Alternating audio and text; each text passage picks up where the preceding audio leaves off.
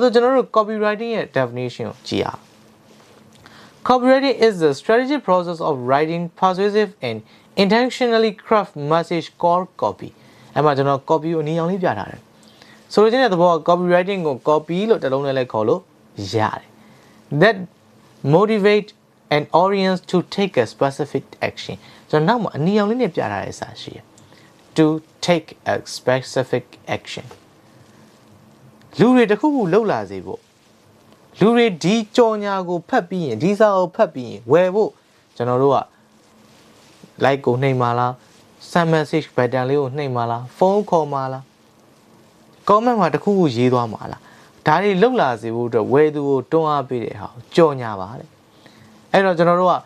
content နဲ့ copywriting အကြောင်း basic မှာကျွန်တော်တို့အများကြီးပြောခဲ့ပြီးသွားပြီဖြစ်တဲ့အတွက်ကြောင့်ကျွန်တော်တို့ဒီလောက်လေးပဲပြောလို့ရှိရင်အဆင်ပြေပါတယ်ဆိုတော့ဒါလေးကတော့ 6.1 definition of content and copywriting ဖြစ်ပါတယ်